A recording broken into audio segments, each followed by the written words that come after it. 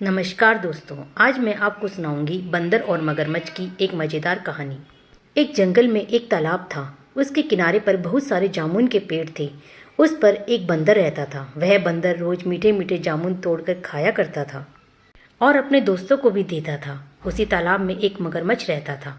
एक दिन उस मगरमच्छ ने कहा, बंदर भैया, मुझसे कोई दुश्मनी है क्या?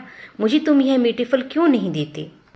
बंदर ने कहा, मुझे तुमसे डर लगता है कि तुम मुझे खा जाओगे, इसलिए मैं तुम्हें यह मीठे फल नहीं देता, और तुमने कभी फल मांगा भी नहीं। मगरमच्छ ने कहा, नहीं नहीं बंदर भैया, मैं तुम्हें क्यों खाने लगा? मैं तो यह मीठे मीठे और काले काले फल खाना चाहता हूँ।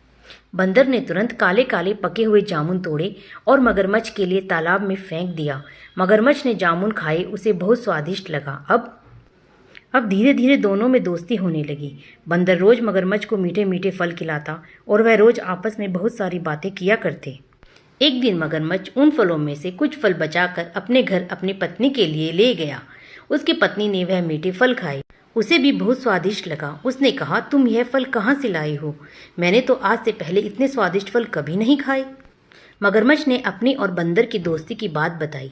मगरमच्छ की पत्नी ने कहा, यह फल इतने मीठे और स्वादिष्ट हैं, तो इसे खाने वाला बंदर का कलेजा कितना स्वादिष्ट होगा।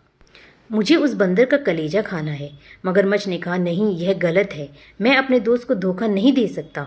लेकिन मगरमच्छ की पत्नी ने मगरमच्छ की कोई बात नहीं मानी और जिद पर अड़ी रही। उसकी जिद के आगे मगरमच्छ ने हार मान ली। बोला, ठीक है, लेकिन मैं उसे यहाँ कैसे लाऊं? तब मगरमच्छ की पत्नी ने कहा, मेरे पास एक युक्ति है। क्यों न तुम उससे यह कह दो कि मैंने आज रात उसे खाने पर अपने घर बुलाया है।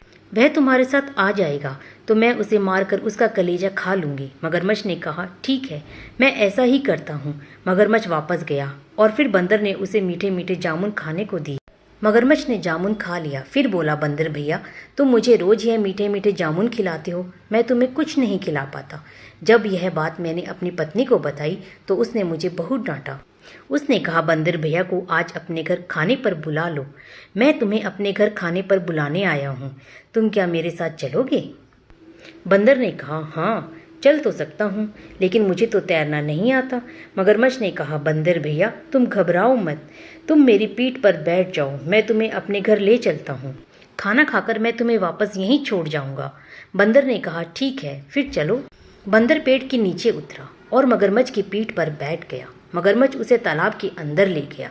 जब वह तालाब के बीच में पहुंचा तो मगरमच्छ ने कहा, बंदर भैया, मुझे माफ़ करना, मुझे तुम्हें धोखे से यहाँ लाना पड़ा। मेरी पत्नी बहुत जिद्दी है। उसने कहा कि यह फल इतने मीठे हैं तो इस फल को खाने वाले बंदर का कलेजा कितना मीठा हो। वह तुम्हारा कलेजा खाना चाहती है, इसलिए उसने मुझे तुम्हें धोखे से यहाँ लाने के लिए भेजा है। बंदर मगरमच्छ की बात सुनकर डर गया। उसने सोचा, यह धोखेबाज तो मुझे मार डालेगा, अब क्या करूँ? फिर उसने अपनी सूझबूझ से काम लिया। उसने कहा, अरे मगरमच्छ भैया, बस इतनी सी बात थी तो तुम पहले ही बता देते। लो, अब तो गड़बड़ हो गई। मैं तो अपना कलेजा वहीं पेड़ पर टांग आया था। तुम पहले ही बता देते तो मैं तुम्हें कलेजा उतार कर दे देता। मुझे यहाँ लाने की क्या जरूरत थी? वैसे भी वह मेरे किसी काम का नहीं है। अच्छा है, वह तुम्हारे काम आ जाएगा। मगरमच्छ को भी कुछ समझ नहीं आया, वह मूर्ख था। उसने कहा, अच्छा ऐसी बात है, तो चलो चलकर वापस ले आते हैं। बंदर ने कहा, हाँ हाँ भैया, जल्दी चलो, चलकर उसे ले आते हैं। बिना कलेजे के तुम्हारे घर कैसे जाऊंगा? मगरमच्छ बिना कुछ सोचे समझे उसे तुरंत उस पेड़ के पास वापस ले आया जिस पर बंदर रहता था। बंदर ने बिना देर किए तुरंत मगरमच्छ की पीठ से छलांग मारी और पेड़ पर जाकर बैठ गया और बोला, मगरमच्छ, तुम एक नंबर के मूर्ख हो। भला किसी का कलेजा उसके शरीर से बाहर होता है क्या? जिस प्रकार तुमने मुझे मूर्ख बनाया, उसी प्रकार मैंने अपनी समझदारी से अपना जीवन बचा लिया। आज के बाद मेरी तुम्हारी कोई मित्रता नहीं है। और बंदर ने बड़े बड़े और कच्चे फल तोड़कर मगरमच्छ को मारना शुरू कर दिया। मगरमच्छ वहां से भाग गया। इस कहानी से हमें यह शिक्षा मिलती है कि मुसीबत और परेशानी में हमें घबराना नहीं चाहिए। अपनी सूझबूझ और धैर्य से काम लेना चाहिए, जिससे हम बड़ी से बड़ी मुसीबत से निकल सकते हैं। जैसे बंदर अपनी बुद्धि और चालाकी से मूर्ख मगरमच्छ को चकमा देकर खुद को खतरे से बचाने में सक्षम था। दोस्तों, आपको यह कहानी कैसी लगी? कमेंट करके ज़रूर बताएं, लाइक और शेयर करें। धन्यवाद दोस्तों।